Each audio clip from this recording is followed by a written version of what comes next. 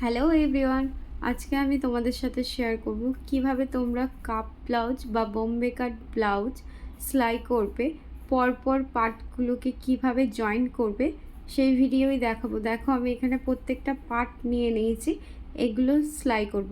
কিন্তু তার আগে আমি তোমাদেরকে দেখিয়ে দিচ্ছি যে কিভাবে তোমরা পার্টগুলোকে ঠিকভাবে রাখবে, যাতে তাড়াতাড়ির মধ্যে আমাদের অনেক সময় ভুল হয়ে যায়, সোজা দিকে উল্টো সাথে সেলাই হয়ে যায়, আবার কখনো কখনো একটা পার্ট দুবার সেলাই হয়ে যায়। তো দেখো প্রথমে দেখো এই যে আমি লাইলিংয়ের দুটো পার্ট নিয়ে নিলাম।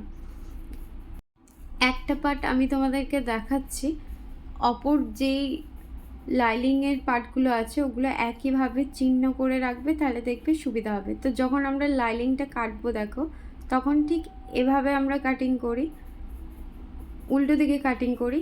তাহলে আগে আমরা ক্রস করে দেবো লাইলিংয়ের মধ্যে। দেখো দু সাইডে দুটোই আমি কাটা চিহ্ন দিয়ে দিলাম। এভাবে কাটা চিহ্ন দিয়ে রাখবে লাইলিংয়ের মধ্যে। এবার যেই মেন ব্লাউজ পিসটা আছে, সেই ব্লাউজ পিসটা দেখো দুটোই কিন্তু উল্টো দিকে আছে, পিস দুটো। এবার এই পিস দুটোর মধ্যেও কাটা চিহ্ন দিয়ে দেবো। এই সাইডে একটা কাটা চিহ্ন দিচ্ছি, আর অপর সাইডেও কাটা চিহ্ন দিয়ে দেবো। ব্লাউজ পিসটা কিন্তু উল্টো দিকেই আছে, দু সাইডেই দেখো আমি দাগ দিয়ে দিয়েছি।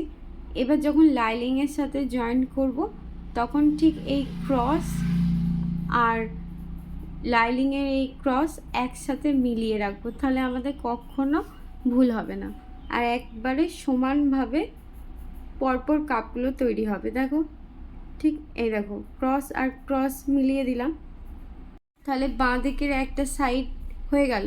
এবার ডান দিকে দেখো এই যে মেন যে ব্লাউজ পিসটা, সেই ক্রস দাগটা লাইলিংয়ের সাথে মিলিয়ে দেবো। দেখো এই যে, তাহলে হয়ে গেল এটা ডান দিকের পার্টটা। তাহলে এভাবে মার্কিং করে রাখলে দেখবে কখনোই আমাদের ভুল হবে না, আর তাড়াহুড়োর মধ্যে আমাদের সব সময় ভুল হয়ে যায়। তো এরকম তোমরা ক্রস করে রাখবে, তো কখনোই ভুল হবে না। তো প্রত্যেকটা পার্ট আমি সেলাই করে দেখাচ্ছি তোমাদেরকে, আর কিভাবে সেলাই করবে এবার দেখো। এক ধারের পার্টটা আমি তোমাদেরকে দেখাচ্ছি। এই যে একটা পার্ট নিয়ে নিয়েছি, এবার দেখো ঠিক কিভাবে সেলাই করব। একদম 2 সুতো কিংবা 3 সুতো ধরে সেলাই করব, তার বেশি বা কম করব না।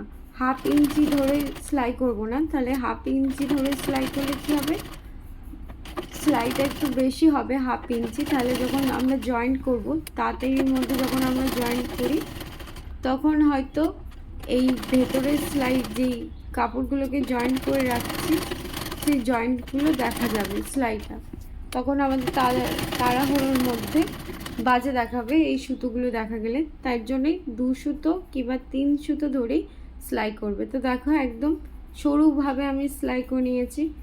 এরকমভাবেই যেই ব্লাউজের পার্টগুলো আছে, প্রত্যেকটা পার্ট কি মাপ ধরে সেলাই করে নেব।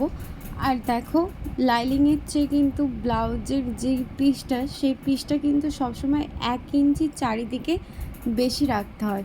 যখন আমাদের সেলাই করা হয়ে যাবে, তখন এই এক্সট্রা কাপড়গুলোকে বাদ দিয়ে দিতে হবে। তাহলে প্রত্যেকটা পার্ট আমি সেলাই করে দেখাচ্ছি। দেখো দেখো আমি এখানে সেলাই করে নিয়েছি।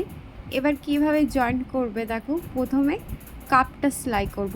তো কাপটা কিভাবে সেলাই করছি দেখো, আগে সমান করে যে এক্সট্রা কাপড়গুলো আছে সেগুলো আগে বাদ দিয়ে দেবে, যাতে একটুও না এক্সট্রা কাপড় থাকে। এবার আমি এই 2 সাইডটা সেলাই করব। এভাবে ধরলাম দেখো, দিয়ে ওপর থেকে হাফ ইঞ্চি মতন নিলাম, হাফ ইঞ্চি ধরে সেলাই করলাম, দিয়ে সরুভাবে এনে আবার এই সাইডেও হাফ ইঞ্চিভাবে সেলাই করে দিলাম। এভাবে সেলাই করবে, তাহলে দেখবে একদম কাপগুলো পারফেক্ট হবে। এবার নিচে দেখো মাঝখান থেকে একটা দাগ দিয়েছি, আর 2 সাইডে 1 ইঞ্চি 1 ইঞ্চি করে দাগ দেওয়া আছে। দিয়ে এরকম ভিয়ের মতন বানিয়ে নেবে, দিয়ে এটাকে ধরবো। দেখো এভাবে ঠিক ধরলাম, দাগগুলোর সাথে মেলালাম, দিয়ে এটাকে সেলাই করে দেবো। তাহলে আমাদের আলাদাভাবে আবার নিচের পার্ট কেটে জয়েন্ট করতে হবে না, এভাবে একইভাবে কেটে এরকম কাপ তৈরি হয়ে যাবে। দেখো যদি এই বম্বে কাটটার কাটিং না জেনে থাকো আমাকে কমেন্টে জানিও, তাহলে আমি তোমাদেরকে নেক্সট ভিডিওয় দেখাবো যে তোমরা কিভাবে কাটিং করবে। এবার বাকি যেই দুটো পার্ট আছে আগে সাজিয়ে নেবে, দিয়ে তারপর সেলাই করবে। তো দেখো আগে এই ওপরের সাথে এই পার্টটা আগে সেলাই করব, একদম ওপর থেকে ধরে এভাবে 1/2 ইঞ্চি ধরলাম, দিয়ে এটা পুরোটা সেলাই করব।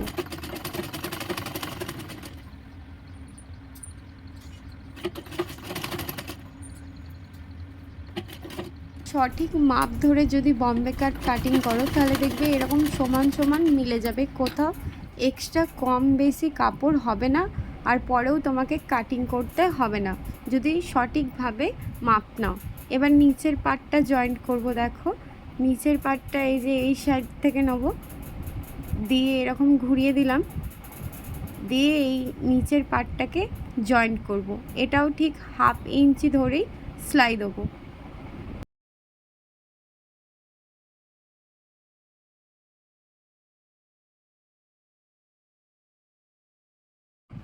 এখানে দেখো আমার নিচের পাটটা একটু বেড়ে গেছে, তাহলে সামান্য একটুখানি একটা ছোট কুচি দিলাম, দিয়ে এখানটা সেলাই করে দিলাম।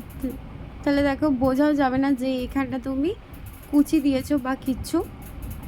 তো এরকম কম বেশি হলে এরকম তোমরা কুচি দিয়ে ম্যানেজ করে নিতে পারো। এবারে ওপর দিয়ে দেখো চাপ সেলাই দেবো, আর নিচের কাপড়টা কিন্তু নিচের দিকেই থাকবে একদম, দিয়ে ওপর ধরে দেখো সোজা চাপ সেলাই দেবো। যেখানে জয়েন্ট হয়েছে ওই জয়েন্টে ধরেই কিন্তু চাপ সেলাইটা একদম সোজাভাবে দেবে, কারণ ব্লাউজের উপরে সেলাই হচ্ছে, ট্যাড়া ব্যাকা হলে বাজে দেখাবে। এবার দেখো ঠিক মেশিনের সুতোটাকে দেখো দুবার ঘোরাবো, 1 2 দুবার ঘোরালাম, দিয়ে আবার এই দিকে ঘুরিয়ে নিলাম, দিয়ে আবার একটা সেলাই দিচ্ছি। ঠিক মাপটা 2 সুতোর মধ্যে সেলাইটা হবে। দেখো সেলাই করে নিলাম। এবার দেখো বুঝতেই পারছো একদম ওপরের চাপ সেলাইটা একদম সোজাভাবে সেলাইটা দিয়েছি। এভাবেই ঠিক সেলাই করবে, তাহলে দেখবে একদম পারফেক্টভাবে তৈরি হবে। অপর সাইডের পার্টটাও একইভাবে তৈরি করে নেবে। এবার দেখো পিঠের দিকটার সাথে আমি সামনের দিকের পার্টটা জয়েন্ট করছি। তো প্রথমে পুটটা জয়েন্ট করে নেবো। পুটটা ঠিক কীভাবে জয়েন্ট করছি দেখো, প্রথমে সেলাই দিয়ে দিলাম, এবার এটা ফিনিশিংয়ের জন্যে এভাবে ভাঁজ করে নেব, ভাঁজ করে নিলাম, দিয়ে এর ওপর দিয়ে সেলাই দিয়ে দিচ্ছি। তাহলে দেখো একদম পারফেক্টভাবে ফিনিশিং থাকবে আমাদের কাপড়টা।